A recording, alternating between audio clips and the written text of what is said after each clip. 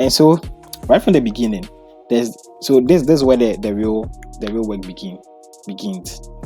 So some schools ideally have the requirements stated, okay, and so there are certain requirements. So let me show you this. So this is a program description. It talks about the program, then you come to at a glance, or you can just go through. But mostly when you look at the right, before you just go anywhere, you can see the tabs here. These are the subheadings of the page. So program description, at a glance, accelerated programs, degree requirements, admission requirements, tuition information, application deadline, career opportunities, everything. So what the focus of this is to check out the admission requirements for Arizona State University MA Political Science. So we come to admission requirements and we click it. So right from the start, you see the requirements that they want. They want people with a GPA from 3.0 to 4.0. That is the first requirement that they want. And then in the last 60 hours of your first bachelor's degree, or applicants must have a minimum cumulative GPA of 3.0 on a scale of 4.0 in an applicable master's year program. So yeah, it means if you want to apply to this program and you want to get admitted, the least GPA should be 3.0. So anything from 3.0 can get you admitted. And then these are the other things that they require, the other requirements. Let me highlight. These are the other requirements that they expect you to have. So graduate admission application and application fee. So as I explained, most schools have application fee. Just like when you're applying to University of Ghana or Tech, you have to go and buy e-vouchers and then you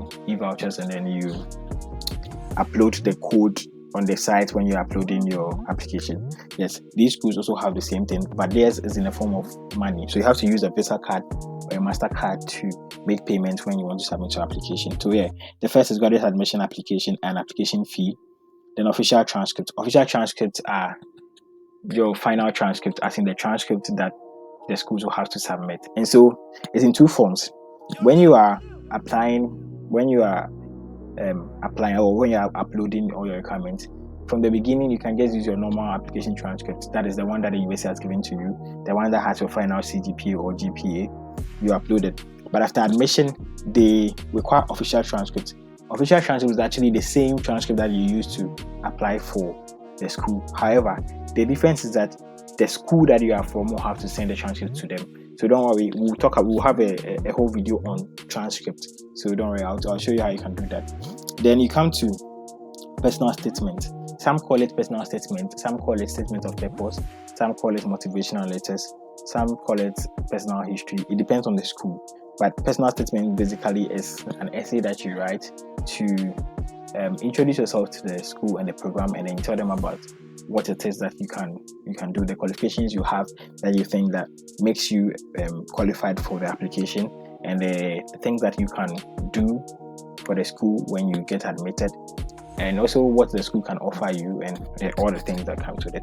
Then writing samples. So again, we'll have another video on what writing samples are. But basically, if you have a long essay, if you have a master's thesis, or if you have a term paper, you can submit these ones. Also, if you have any class assignment that you submitted that you think is very good, you can submit them in this state. However, when you're submitting these things, you have to make sure you check your plagiarism. Plagiarism is very key.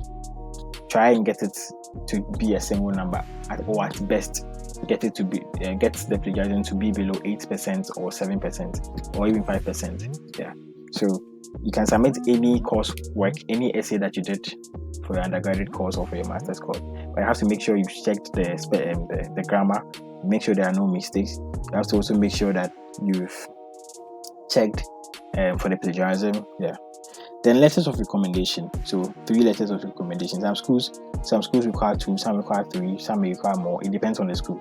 So for recommendation letters, your lecturers will have to upload them.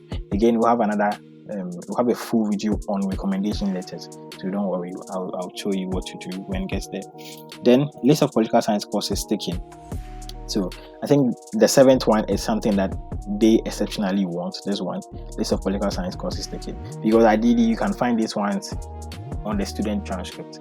So when they pick your transcript, they can get to know the courses you've done in political science. So I don't know why they're asking for it, but yeah, it's one of the requirements. Then proof of English proficiency. So this thing scares a lot of people away.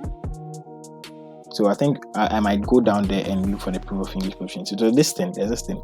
When you are a Ghanaian or Nigerian, mostly because you had your full undergraduate course in English, and then the official language that your country speak is English. Most of these schools exempt you from English proficiency, so you don't have to submit IELTS, that exam. You don't have to submit it.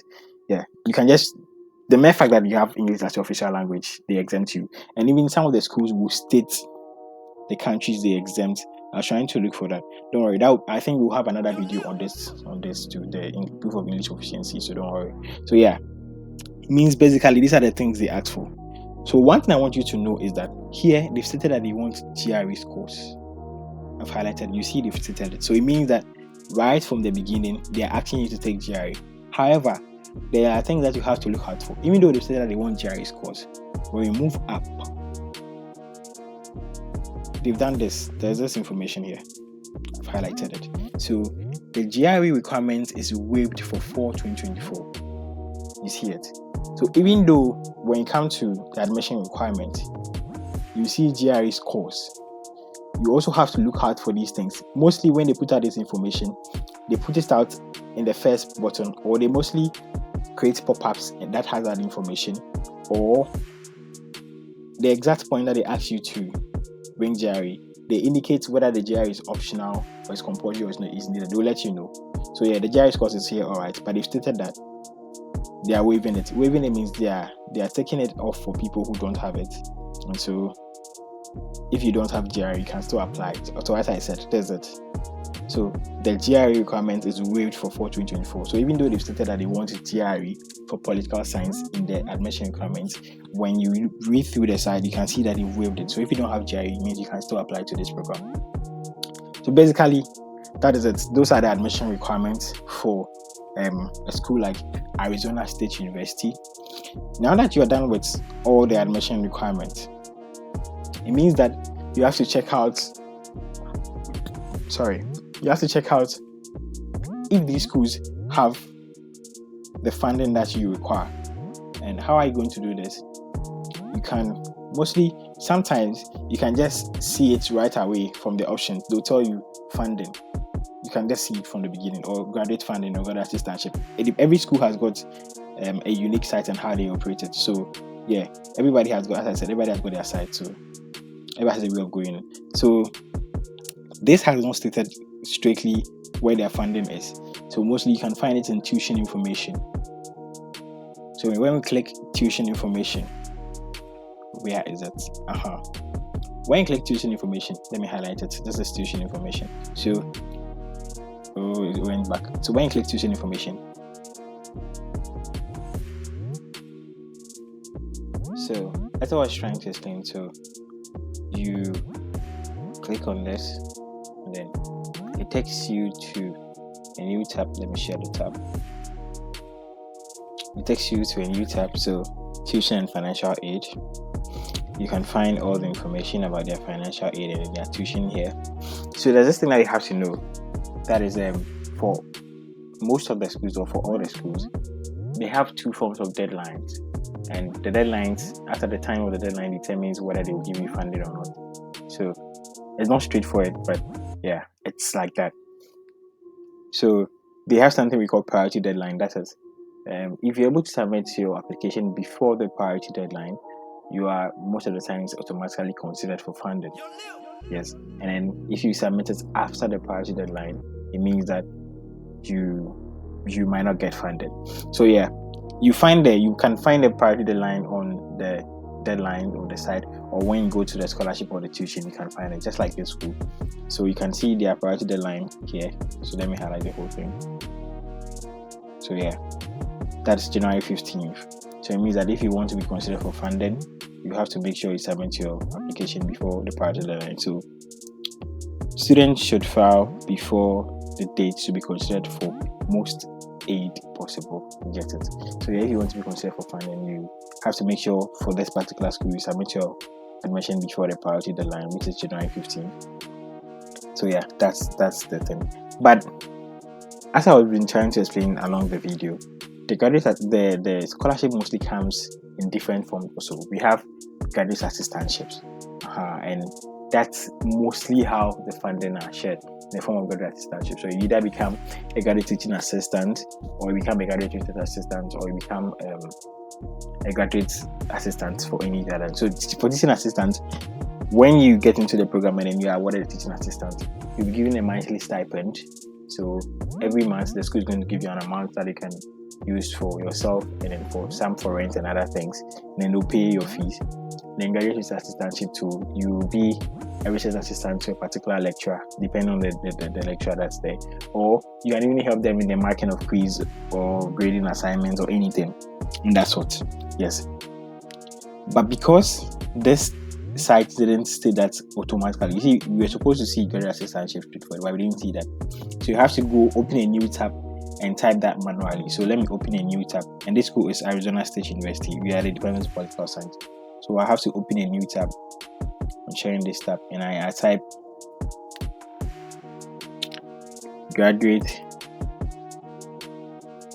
assistantship at the Department of Political Science, Arizona State University.